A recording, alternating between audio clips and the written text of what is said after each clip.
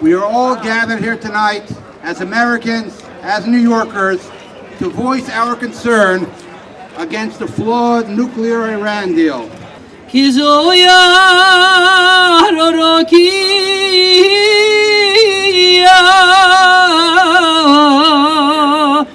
What we want is a better deal. What do we want? Better deal. What do we want? A better deal. When do we want it? Now. What do we want? A better deal. And when I went to Golden Heights, we stood there and I saw a young boy in fear. I saw a mother in fear because we could see ISIS flags on the border. Just imagine if we looked downtown Brooklyn and we saw ISIS flags. We should not live in fear. We should not let this Iranian deal go through. We need a better deal for America. We need a better deal for Israel. We need a better deal for our allies. And here in our community, we have representatives in Congress. And we demand from our representatives that they hear our voice and that they vote against a bad deal for America, a bad deal for Israel, and a bad deal for the world. Our next speaker is someone who's been outspoken on this issue. We are very grateful for his leadership and for his hard work. It's a privilege to introduce Assemblyman Dov Hikind. Michael Steinhardt wrote an article where he said, "Where are the Jewish leaders? Where are they?" You know, back during the period of the Holocaust, when Jews were being murdered 10,000 a day, every single day, without 365 days a year, 10,000 Jews every day. We know today, based on all the records, the Jewish leadership was missing in action. They were not there for their people back during the Holocaust. We know that Jewish congressmen from New York, one of them by the name of Saul Bloom, by the way, who was the chairman of the Foreign Affairs Committee. You know what he did for his fellow Jews? He stood in the way. He made sure that Jews were not permitted into this country. The record is there. The books are there. We know the facts. That not enough was being done. Very little was being done. And now we are faced with a very serious threat. This is either a very serious threat or we should all go home and, well, why are we here? Why are we so upset? You know, I got one congressman who decided, you know, the president after 6 years recognized who he was. He didn't know who Jerry Nadler was. For 6 years, he never met the president. And now the president, who's very smart, said, you know what? I can buy Jerry Nadler. It's not so complicated. You know what I can do? All I have to do, sit down with the guy. I'm going to sit down and talk to him. He's going to be impressed. He'll be thrilled. And you know what else Jerry Nadler got? You know what else he got? We should all be thrilled. He got a letter. He got a letter from the president addressed to him. What a farce. And let me tell you something else. Jerry Nadler's upset. Congressman Nadler's upset. He really is. Look at all the articles that are coming out. He's upset that people are upset with him. He's upset that people are angry at him. He's complaining all over the freaking place. You know what I'm doing tomorrow? I told the New York Times, I'm sending him a sympathy card, a big sympathy card with a little, what do you call it? With a teddy bear. With a teddy bear tomorrow going to Nadler. Nepos, Rachmanis. He doesn't get it. He doesn't understand what this is all about. You see the guys across the street? They made me into a big Zionist. They made me into a Zionist. I fight for Israel and I stand up for Israel. I'm committing a crime. I'm doing a terrible thing to stand up for the Jewish people. And I want to thank David for the role that he has played, for speaking out, for standing up.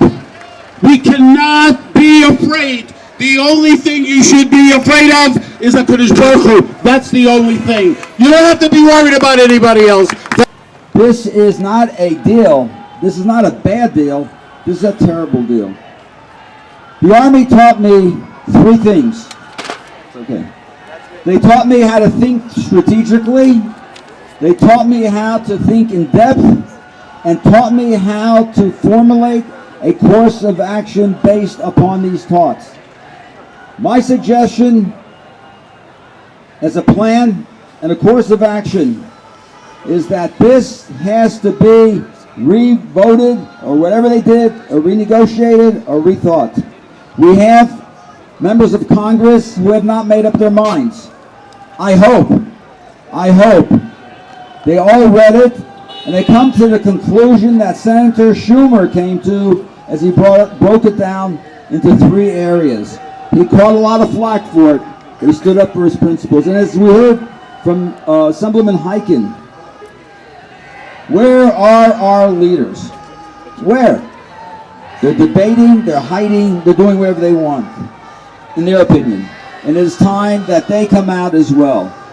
We have to ask the Eibishter that he puts enough seichel into the minds of our leaders and that they do the right thing.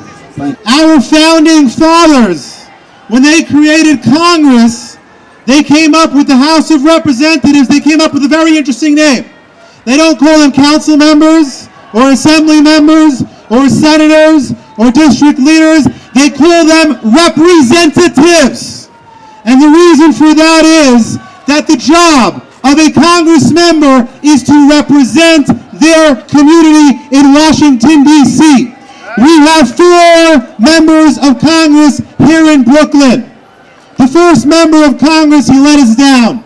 I am sorely disappointed. I am saddened and I am outraged at Congressman Jerry Nadler's decision. And I want you to know that none of us here will ever forget what he did. We will not forget. Say it with me. We will not forget.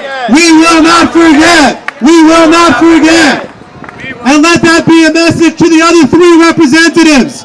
Right here are represented by Representative Yvette Clark. And she needs to know, we will not forget. Say it with me. We will not forget. We will not forget. And also here in Brooklyn, we have Representative Nydia Velasquez. And she needs to know. Say it with me. We will not forget.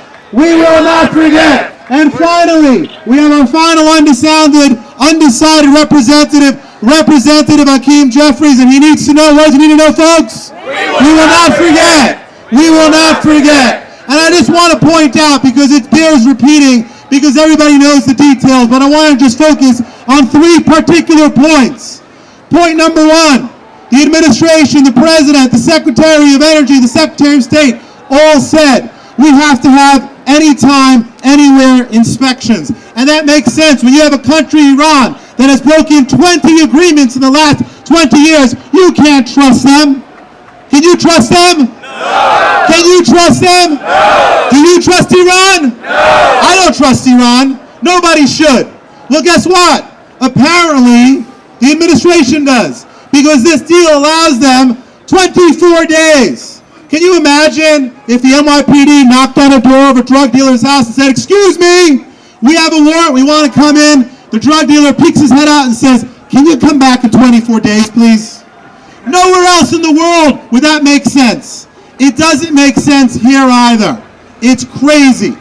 The second point, which is important, is that immediately, as soon as this deal is done, Iran is going to get, depending on who you ask, at least $50 billion, as much as $150 billion. What are they going to do with that money?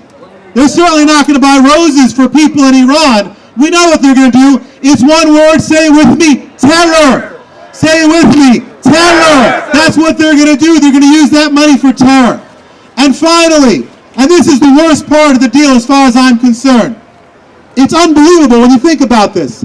The whole point, the entire point of the deal was that Iran should never get a nuclear weapon. This deal, in year 8 to 15, ratchets it up and allows Iran to have more capabilities. By year 15, they can create a nuclear weapon in a matter of days. So, best case scenario, Iran gets a nuclear weapon in 15 years. Worst case scenario, they cheat during the 24 days and they get a nuclear weapon before that. So what we want is very simple. We want what Chuck Schumer wants. We want what many leaders wants. It's very simple.